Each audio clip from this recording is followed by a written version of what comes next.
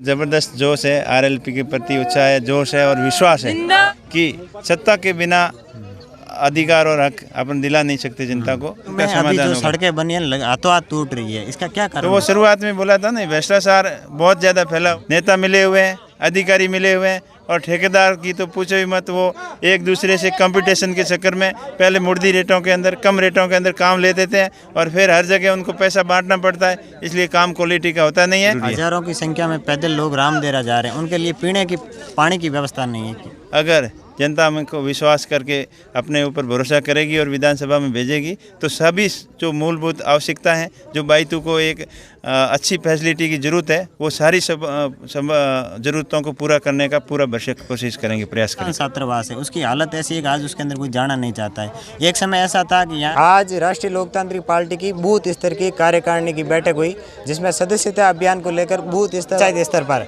किस प्रकार कार्यकारिणी का गठन हो, इसको लेकर मीटिंग हुई। हमारे साथ आरएलपी के नेता उमेदवार राम जी।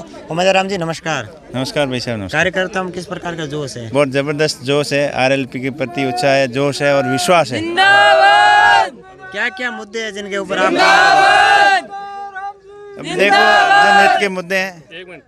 जो हनुमान जी बेनीवाल साहब ने व्यवस्था परिवर्तन की जो लड़ाई की शुरुआत की थी 2018 के अंदर पार्टी बनाकर, वैसे तो वो संघर्ष कर रहे पिछले 20-25 साल से, लेकिन 2018 के अंदर उन्होंने निर्णय लिया कि सत्ता के बिना अधिकार और हक अपन दिला नहीं सकते जनता को, तो इसलिए पार्टी की शुरुआत की। और ये शुरुआत जो कांग्रेस और बीजेपी का जो सिस्टम बना हुआ है, एक बार कांग्रेस एक बार बीजेपी, और जो जमकर भ्रष्टाचार करते हैं, राजस्थान के अंदर भय और भ्रष्टाचार का माहौल बना हुआ है और जहाँ भी जाओ सरकारी ऑफिसों के अंदर भयंकर भ्रष्टाचार और कंपनियों के अंदर ठेका प्रथा जो दी हुई है, जैसे लाइट का काम कंपनियों को ठेके पे दे दिया, प्राइवेट कंपनियों को दे दिया, इन सब सिस्टम के खिलाफ अभी राजस्थान की विधानसभा के अंदर जब भी वो विपक्ष की भूमिका निभाते थे और उनका मेन मकसद है कि किसान कर्ज मुक्त किसान हो और सभी बेरोजगारों के हाथ में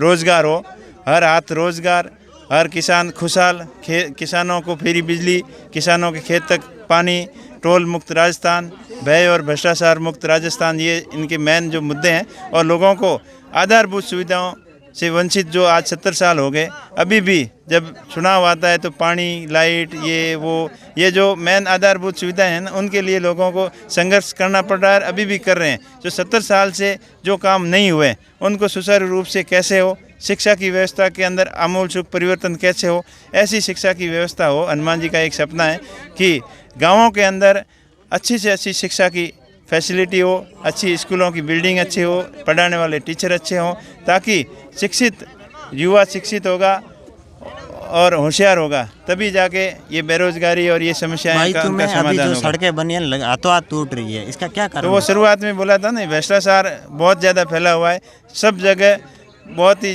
भयंकर रूप से भ्रष्टाचार है। नेता मिले हुए हैं, अधिकारी मिले हुए हैं और ठेकेदार की तो पूछो ही मत। वो एक दूसरे से कंपटीशन के चक्कर में पहले मुर्दी रेटों के अंदर, कम रेटों के अंदर काम ले देते हैं और फिर हर जगह उनको पैसा बांटना पड़ता है, इसलिए काम क्वालिटी का होता नहीं है। इन सिस्टम को सुधारने के लिए हनुमान जी को लाना, आरएलपी को लाना जरूरी है। हजारों की संख्या में पैदल लोग रामदेरा जा रहे हैं, उनके लिए पीने की पानी की व्यवस्था नहीं है, उसके ऊपर देखिए, पानी की व्यवस्था लोगों ने धार्मिक अपने रूप से कई लोगों ने प्याऊ बना रखी है, पर सरकार की तरफ से कोई ऐसी फैसिलिटी नहीं है।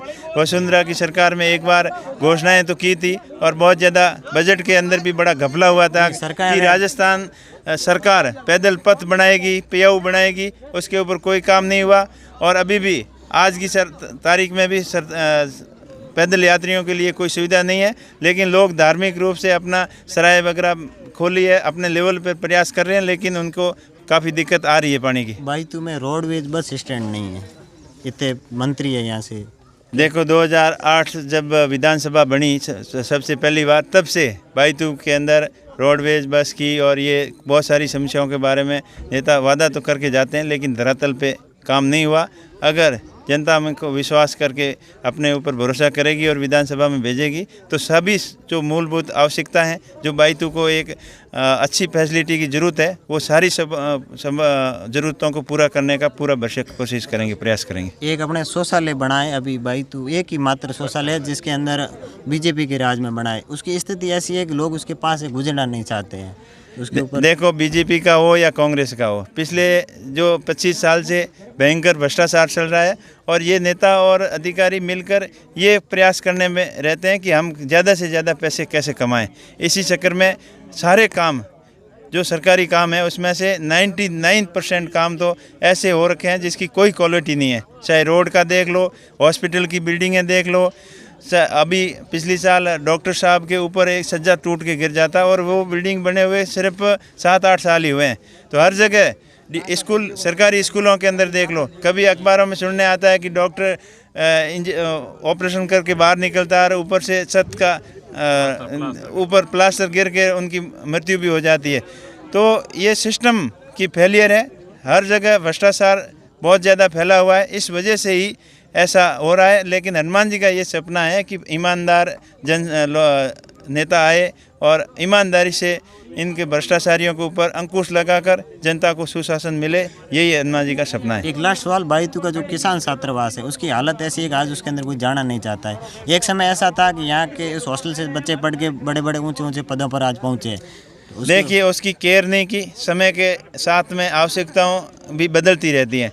वो एक समय की आवश्यकता थी और साधन कम थे, गाँव के अंदर स्कूलें नहीं थी और उस समय की स्थिति के अनुसार वो बहुत ही अच्छा था और देखभाल करने वाले भी थे। लेकिन सरकारी फंड नहीं आया और लोगों का जन सहयोग कम होता गया और वो धीरे धीरे करके उसकी व्यवस्था चौपट हो गई।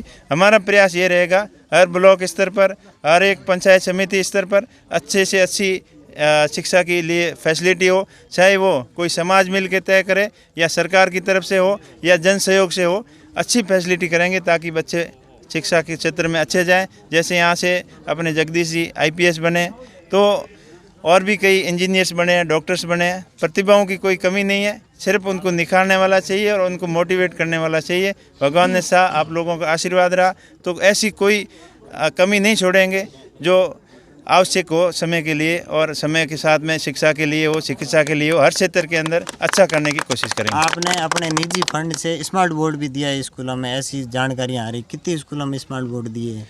अब देखो, स्कूलों के अंदर मास्टरों की बहुत कमी है।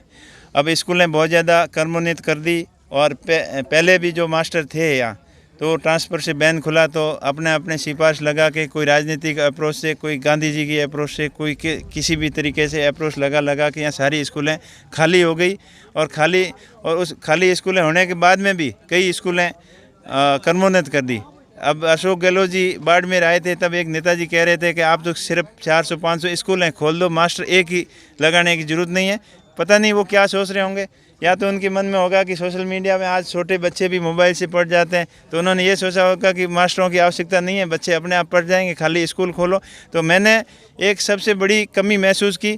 बाकी मेरे पास में इतना, मैं कोई बहुत बड़ा धनवान नहीं हूँ, बहुत बड़ा कोई उद्योगपति नहीं हूँ। मेरे से जो हुआ और मेरे को उचित लगा कि यहाँ थोड़ा बहुत कहीं मदद करने से बच्चों के भविष्य के साथ में खिलवाड़ नहीं हो, उनको कुछ मदद मिल सके। अब एक स्मार्ट बोर्ड लगाने से कम एक स्कूल पीरियड के अंदर 2-3 क्लासों को साथ में बैठा के भी उनको 1 या 2 अध्यापकों की कमी को पूरा किया जा सकता है। तो मेरा प्रयत्न था और मैं तो पहले से ही करता आ रहा है। 1995 से जब से मैं जॉब में लगा, पहली बार दिल्ली पुलिस में गया, उसके बाद 2006 में अपना खुद का धंधा शुरू किया, 2010 के अंदर तो सरपंच बना। उस 95 से लेकर जितना मेरा सामर्थ्य था उन अनुसार हमेशा मैं सहयोग करता रहा, चाहे स्कूल में हो, चाहे शैक्षणिक संस्था में हो, चाहे धार्मिक प्रोग्राम में हो, मेरी सामर्थ्य अनुसार करता गया। कुछ लोग तो विरोधी ये भी बोलते हैं कि वोटों के चक्कर में कर रहे हैं, लेकिन ऐसा कुछ नहीं है। मैं शुरू से करता आया हूँ और आगे भी करता रहूँगा।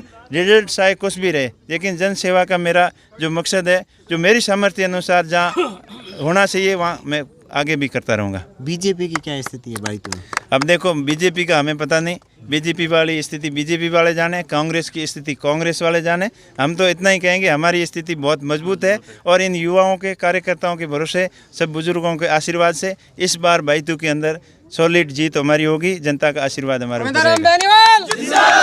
सदस्यता अभियान में कितने लोग जुड़ गए बायतू से अब तक?